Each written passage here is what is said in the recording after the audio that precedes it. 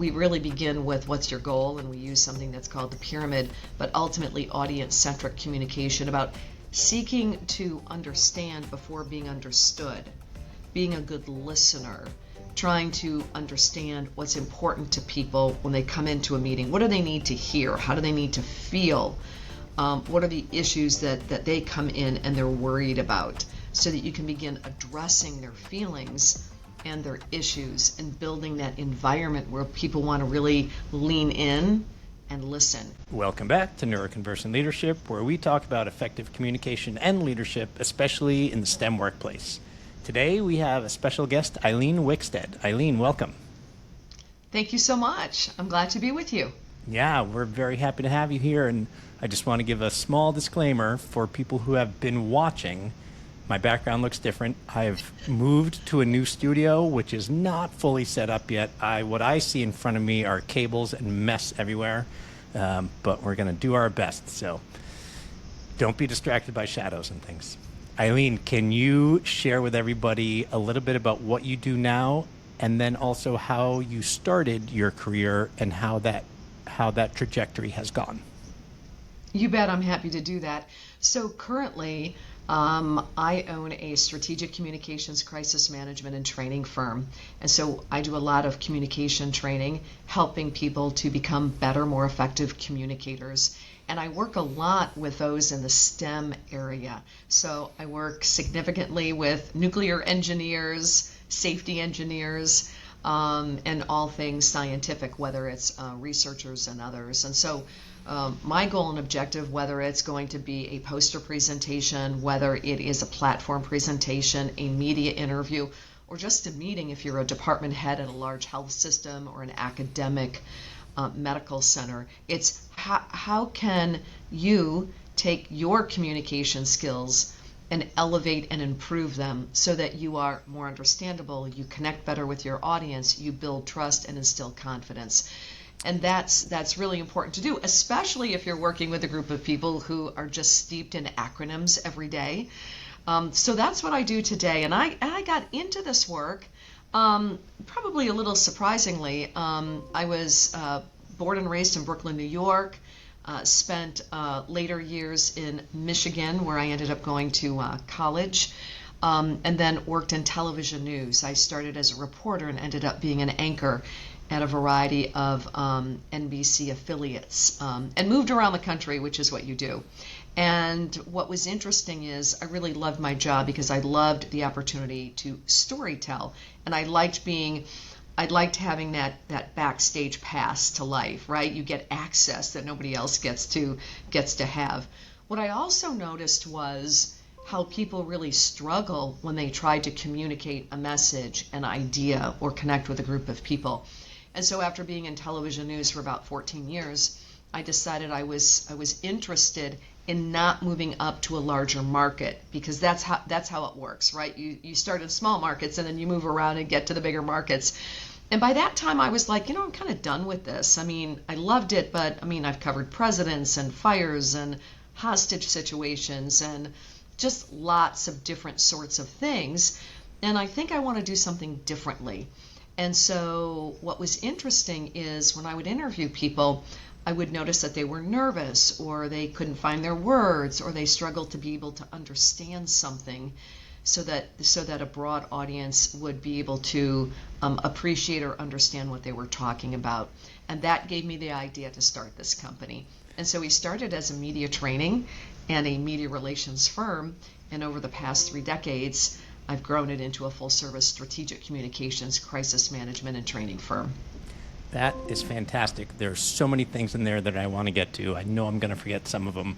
The first is when you said that you were from Brooklyn and then you lived in Michigan. First thing that came to my mind was, but you don't have either accent really, and then you were in news, and that makes total sense. Did you have to work hard to get rid of accents? Well, a little bit. And so if I talk to family members, especially my mother or cousins, or if when my kids were younger, I had 4 children in 5.5 years, and so if they were not behaving, I would talk to them like, forget about it. What are you doing? I'm counting. I'm a 1, 2, 3, that would come back out. Or if I have a glass of wine, then the accent comes back out. But I had to work on it because back in the day when I worked in television news, people didn't want somebody with an accent. Everybody needed to sound like Jane Pauley. And that was really the gold standard because she came out of Indianapolis, right? The heartland of America. So everybody had to talk like they were from middle America. And so I worked on that. And what was really important for me, and I work with a number of my clients on this, is diction. So to be able to, when you think about accents, a lot of accents are driven because of lack of diction. So one of the first things I had to figure out and learn is how do I enunciate and pronounce words? And when you pronounce words, that really eliminates your accent. So that's a lot of what I did. It's pretty interesting. I'm the youngest of 10 kids. I grew up outside of Boston. And when I tell people that, they're like, but you don't have the accent. I said, my mother would not have allowed it. We must have heard her say, you must enunciate 3 times a day, every day. So yes. So no draw. No. Put the car, all those sorts of things. So we got trained early. Yes. So going back to what you're doing now, it sounds like mostly what you're doing is coaching people on communication to multiple people. So whether it's in a meeting or a presentation, do you get into just one-to-one communication as well? Yes, because a lot of the skills that we teach people are transferable to interpersonal communication. So we do a lot of, whether we do one-on-one training or we do 4 or 8 people types of training sessions or larger awareness sessions, we traditionally use a camera, of course, because we want to record you, because we want you to see yourself as others see you. We all see ourselves a certain way, right? So I see myself as 27, and I'm not 27, right? And so we see ourselves as usually more energetic and warmer and usually more likable, and absolutely more understandable. And so we always record people because we want them to see themselves as the audience sees them. But many of the skills that we teach people, we really begin with what's your goal, and we use something that's called the pyramid, but ultimately audience-centric communication, about seeking to understand before being understood, being a good listener, trying to understand what's important to people when they come into a meeting. What do they need to hear? How do they need to feel? What are the issues that they come in and they're worried about, so that you can begin addressing their feelings and their issues and building that environment where people want to really lean in and listen. And so we teach that, and that's transferable in a one-on-one conversation and everything else. What we find today is that people so very much want to show you their 30 slide PowerPoint because they got to get through it, and they got to get to the next Teams meeting, or they got to get into something else, and because of all this great technology we can do more. And the communication skills that I teach that I really work to teach our clients is, I need you to be intentional. You may say less but have more impact. And it begins by understanding your audience and what's important to them, what's on their heart, what's on their minds, and ultimately, how do you take that into consideration as you're communicating a message to them that they may or may not want to hear. Yeah, that's so transferable.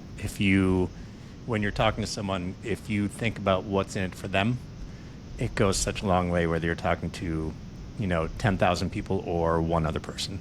Just keeping that in mind really helps frame what you say in a way that they're going to hear.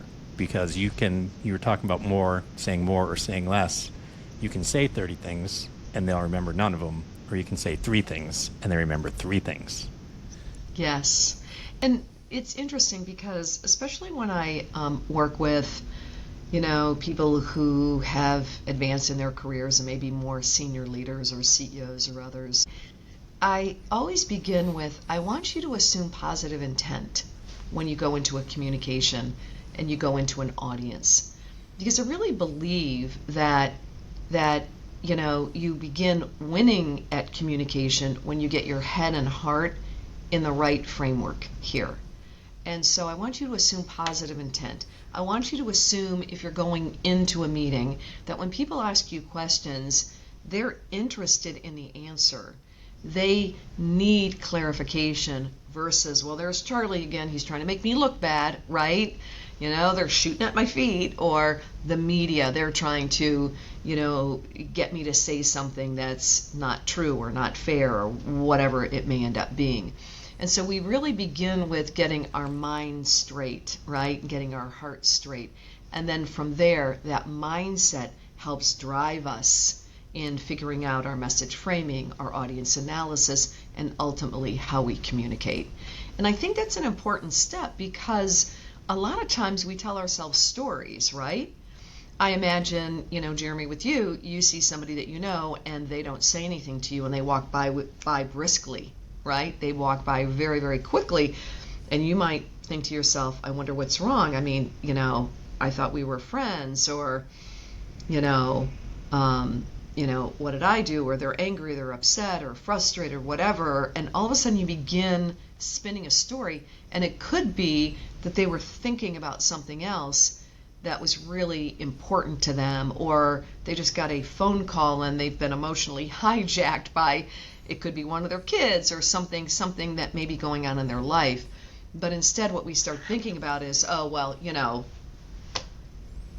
Gary, he's always been like that. He hasn't been all that friendly. It's a little bit of a problem, right? And we begin telling ourselves a tale. So we have to stop that, because that's not going to be helpful to ourselves. So we begin with really that mindset, that heart set, getting our mind in the right place. I love that. And one thing that I will always say is everyone is doing their best. And if you can just remind yourself of that, if someone is being a total jerk to you, they're doing it because they are struggling with something else. They're not doing it to you. It's just the best that they have at that particular moment. And it may be their overall capacity, or it may be the mood they're in, it may be something.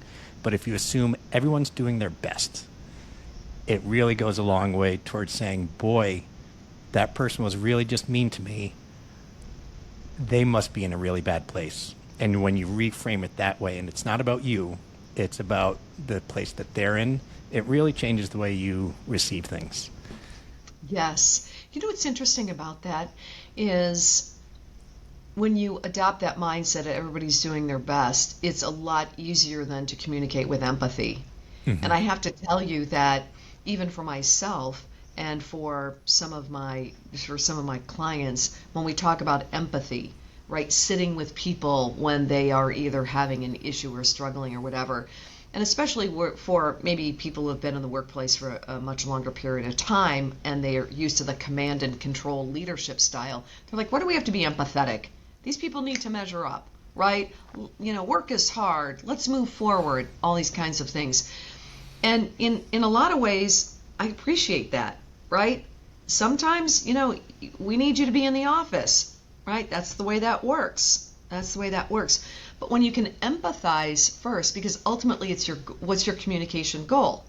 You want to build trust, you want to instill confidence. You have to ask yourself, what do you want people to know? How do you want people to feel? What do you want people to do? And in that communication, if you want them to know, hey, we're making a change, we need you to be in the office, we want them to feel that they still have a place here, but what we want them to do is ultimately show up, then you need to empathize with the fact that now they're going to have to get somebody to get their child from the bus stop, and they've been able to get their child from the bus stop on Mondays, and now they're not going to be able to do that. And when you can be empathetic with people and realize that this is news that you didn't anticipate and difficult to hear, it's going to change, it's going to mean additional scheduling for you personally, right? That helps pave the way. But I think that's hand in hand with people are doing their best. And people mistake sympathy and empathy quite often. So I just want to highlight the fact empathy is basically, in my definition, understanding what they feel. Sympathy is feeling what they feel. You don't have to feel what they feel. you have to understand what they feel. And that's my understanding of the difference between empathy and sympathy. Does that track with you? It does. And when I think of the difference between empathy and sympathy, the other differentiator is with empathy, I understand how you feel, and there's this support or this belief that in those feelings you will be able to either move forward, or you will be able to overcome, or you will be able to sort of advance. I think in sympathy, there's more of a victim. You poor thing, that is horrible. Oh, that's the worst, right? Right?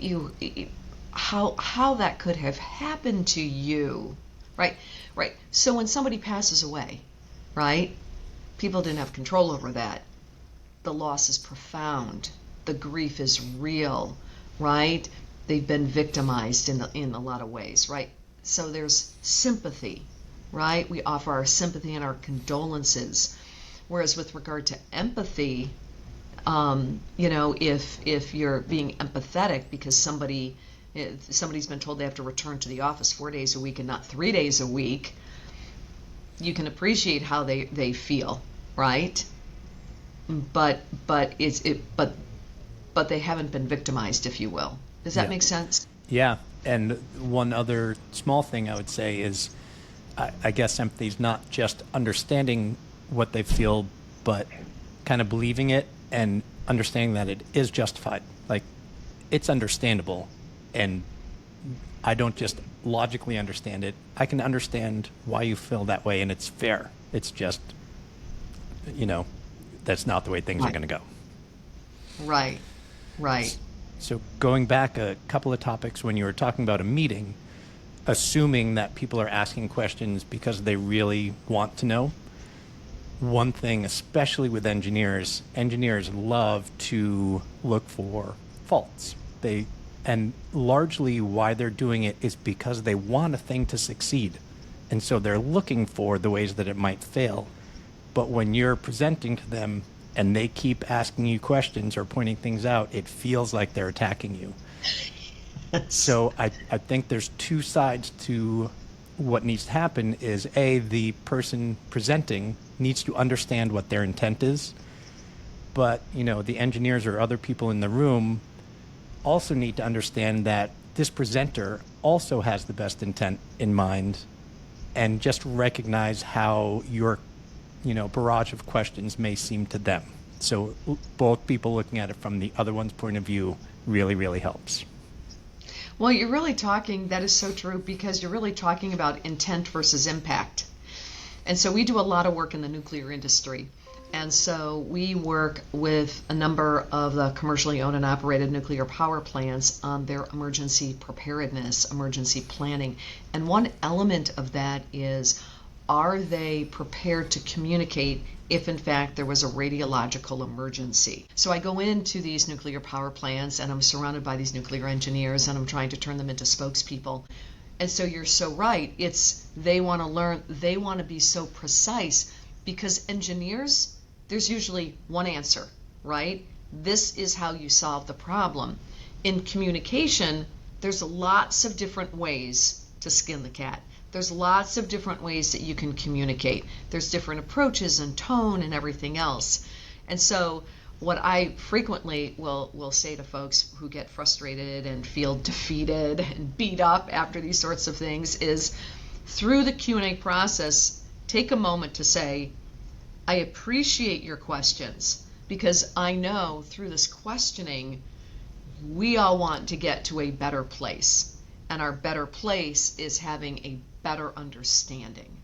And so I think that sometimes is helpful for the person who's standing up and answering those questions. I love that. Earlier, you talked about the fact that, I think you talked about the difference between people who naturally are good communicators and people who learn it.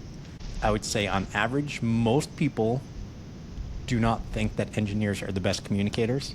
I've said engineers are great communicators. They just don't communicate quite the way you may. So tell me a little bit more about the difference between people who naturally are good communicators, people who learn it, and how they go about learning it.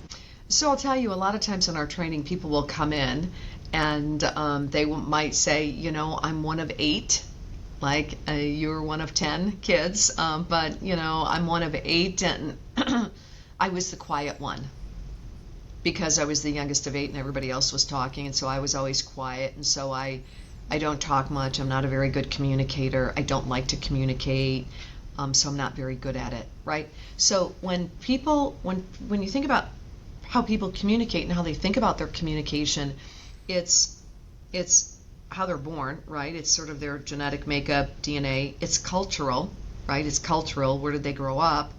Growing up on the East Coast, Italian, Irish family I grew up in. Lots of people talked, so everybody had to talk, right? It was quite frenzied.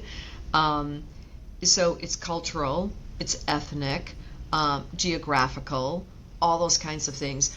And the way that we communicate, and part of it's birth order and personality type, and it's also what's worked for us. So sometimes people will come in and they've adopted I'm the youngest of 8. I didn't talk a whole lot, so I read a lot, so I'm well read. I don't talk much, but when I say something, it resonates. So all of a sudden now they've become a leader, they're a lead engineer, they have to do something, then they have to speak in front of a group of people. And all those insecurities come out because they don't see themselves as, okay, now I'm going to stand up and own the room. It was their older brother who always owned the room, right, or ran the table. And so what I always say to people is, you, right, you have the skills, right? You have the skills to become a very effective communicator, and we're going to teach you those skills. And so sometimes people come in and they think, I'm not a good communicator, right? And then there's the other people who are like, yeah, I'm the oldest of 8, I talked all the time, I had to talk for my family, I like to talk, I'm really comfortable, and everything else, and they like it. And so they're like, I'm a pretty good communicator. I'm here to tell you that just because people like being in front of people doesn't mean they're necessarily a good communicator, right? They just may be more comfortable. So I work with both groups of people, and what I will tell people is, if you like communicating, right, and you get energy and excitement from communicating, and it fills you up. There are people that the more they talk, they get filled up, they do a presentation, they walk off after the meeting and the presentation, and they feel energized and charged, okay? There's the other group of people who after that, they're fatigued, okay? At a certain point, it doesn't matter. What matters is, how are you in front of the people that you're communicating with? And so it's interesting, sometimes people come in and they're like, yeah, I like to talk, and people love to listen to me because, they think I'm fun.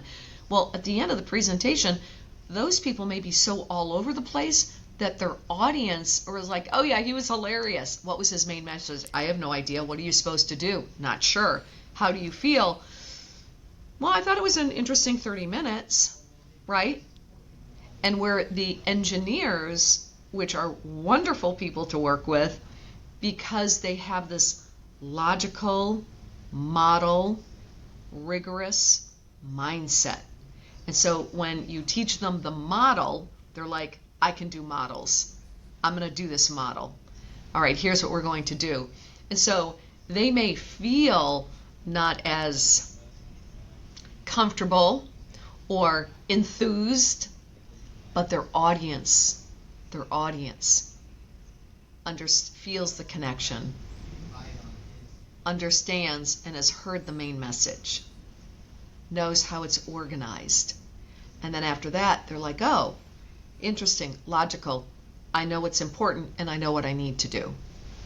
It's always such a balance. And if you can get both, it's wonderful. I remember before I was getting married, we took some dance lessons. I did not grow up dancing. My partner did.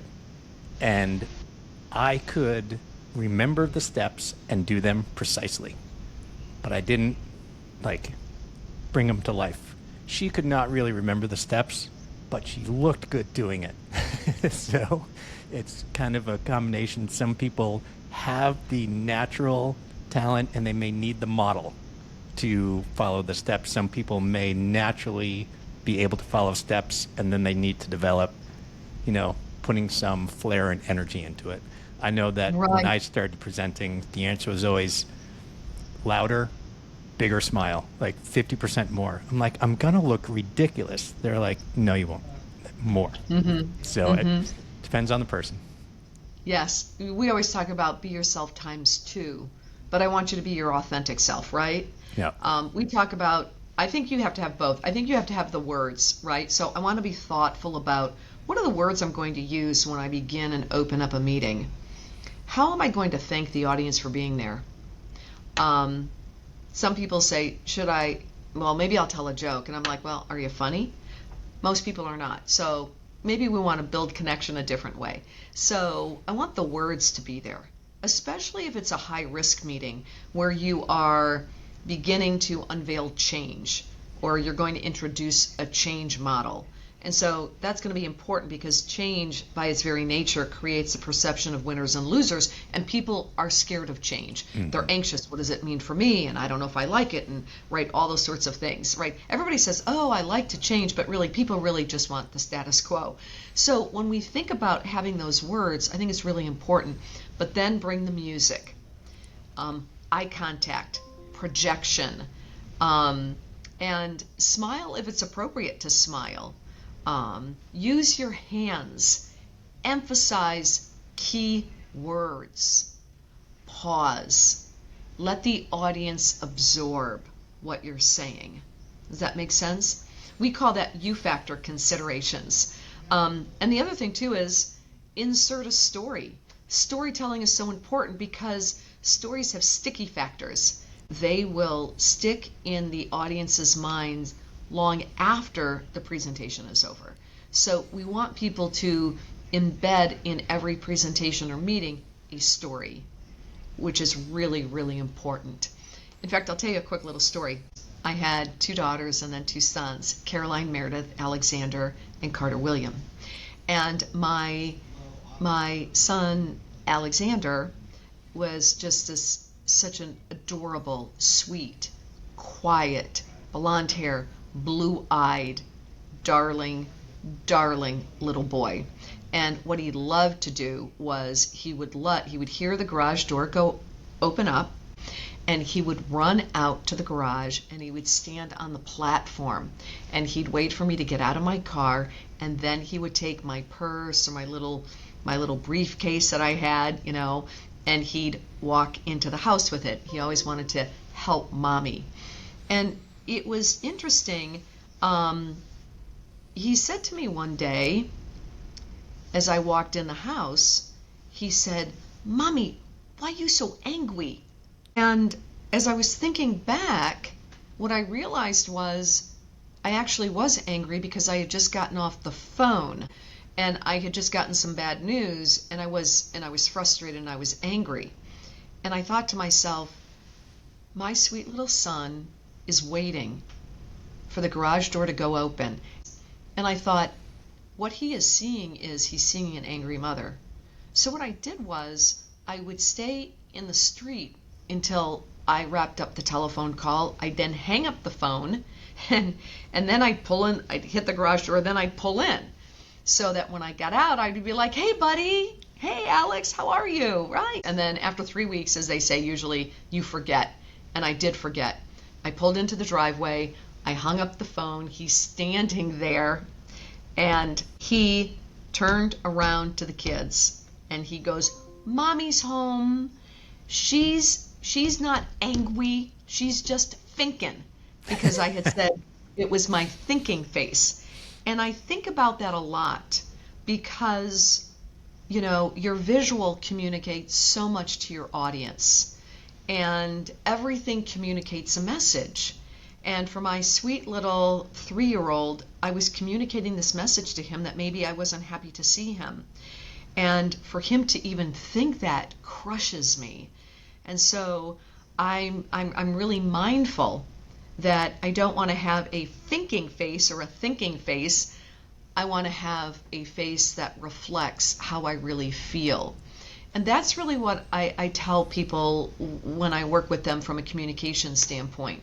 Your face needs to reflect how you feel, But the problem is, the more birthday candles that you have on your cake, on the cake, the older you are, the more you end up getting into a resting face that maybe is more intense or more serious or sad.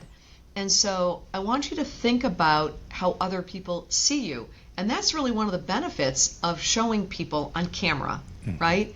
Because they're able to see themselves. And most people say to me, wow, I look sad, or I look so serious, or I look angry. And so that's really helpful. It is, and it's hard to do. It's hard to watch yourself. I edit my own podcast, so I've gotten used to it, but sometimes I'm like, man, do I have a resting neutral face. So Right. I try to be conscious of it because I know how it can come across when I'm in public. It's just takes some work. So when I was taking a presentations class 100 years ago, the teacher kind of recognized that about me. She said, smile or look like you could.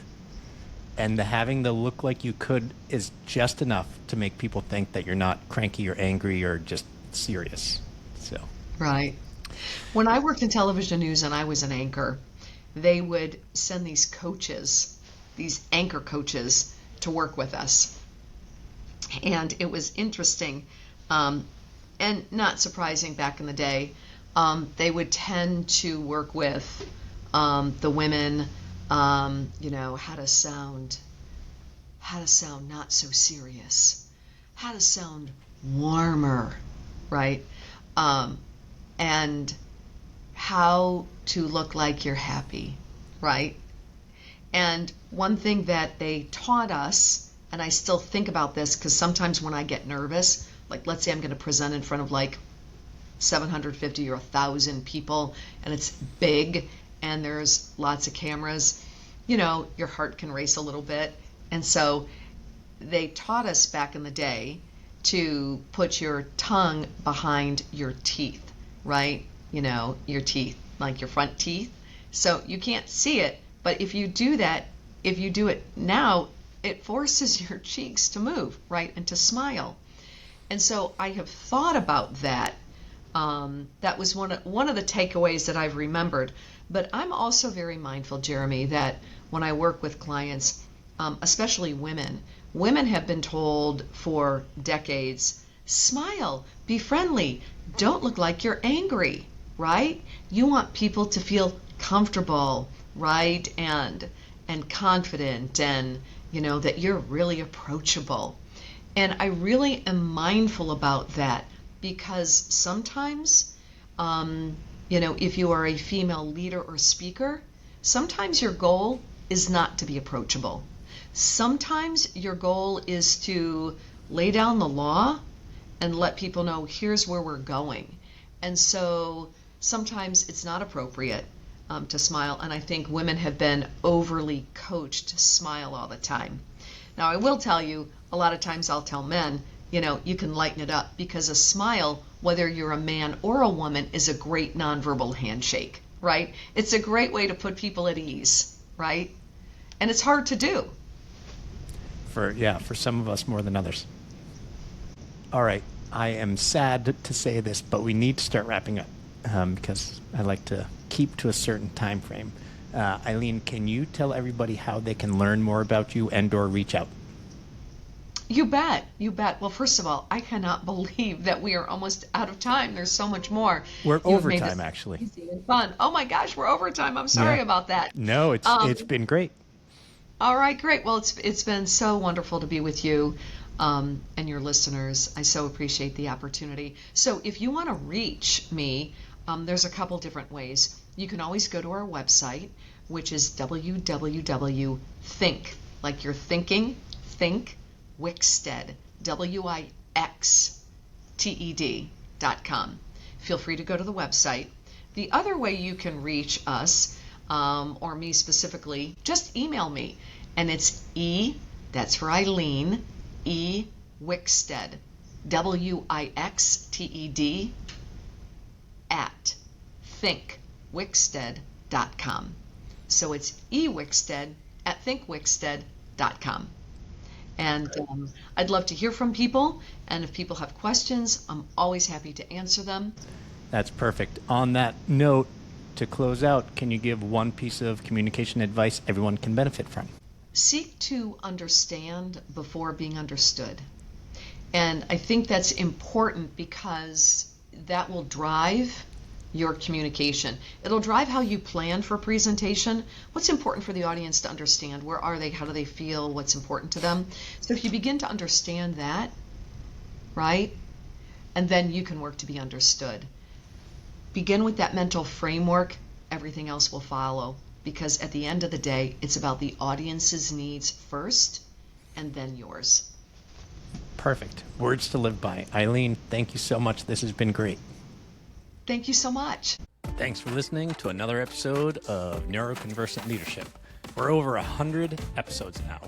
And as mentioned, I'm going to be making some changes. So I would love your feedback on what changes I should make, what things I should add, what things I should take away.